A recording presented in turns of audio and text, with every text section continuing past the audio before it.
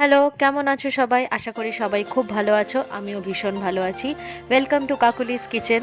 আজকে শীতের একটি খুব আকর্ষণীয় ভিডিও নিয়ে আপনাদের সামনে চলে এসেছি। শীতকাল মানেই পিঠে পুলি পায়েস। তাই চারিদিকে যেরকম পিঠে পুলির উৎসব শুরু হয়েছে, তাই আমিও ভাবলাম বাড়িতে একটু বানিয়ে ফেলি দুধ পুলি। আমার বাড়িতে আমার মেয়েরা দুধ পুলিটা খেতে খুব ভালোবাসে, তাই ভাবলাম আপনাদের সাথেও শেয়ার করি যখন বানাচ্ছি। এখানে আমি 500 মতো সুজি নিয়েছি, যেটাকে আমি শুকনো কড়াইতে ভেজে নেব।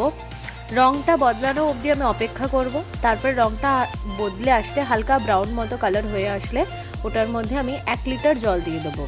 500 সুজির মধ্যে 1 লিটার জল দিয়ে জলটাকে শুকোতে দেবো। জল যতক্ষণে শুকোবে সুজিটাও ততক্ষণে নরম হয়ে আসবে আর খাবার উপযুক্ত একটা কনসিস্টেন্সি আপনারা পেয়ে যাবেন। তারপরে এর মধ্যে 2 কাপ আন্দাজ মানে অ্যারাউন্ড 250 থেকে 300 মতো ময়দা এর মধ্যে আমি দিয়ে দেবো।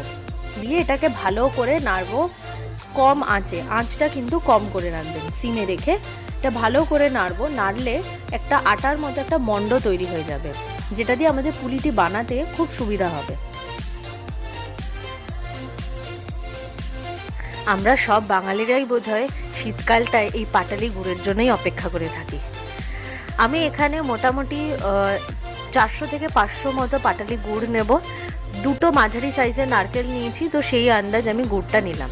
এবার আপনারা যে যেরকম মিষ্টি খেতে চান সেই অনুযায়ী গুড়টা কম বেশি করে নিতে পারেন। এখানে কড়াইয়ের মধ্যে আমি নারকেল আর গুড় দিয়েছি।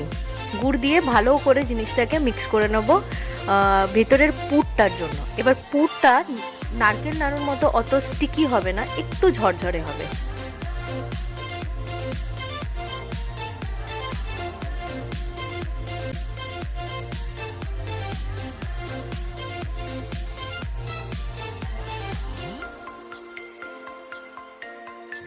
এখানে আমার পুরটা মোটামুটি রেডি হয়ে গেছে।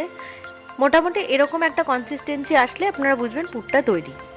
এবার সুজির মণ্ডটা নিয়ে আমরা একটা বাটির মতো আকারে গড়ে নেব। ঠিক যেরকম আমরা কচুরি বা ডালপুরি করার সময় যেরকম বাটির আকার গড়ি, সেরকমভাবে একটা বাটির আকারে গড়ে নিয়ে নারিকেলের পুর দিয়ে একে একে পুলি পিঠেগুলো আমরা তৈরি করে নেব।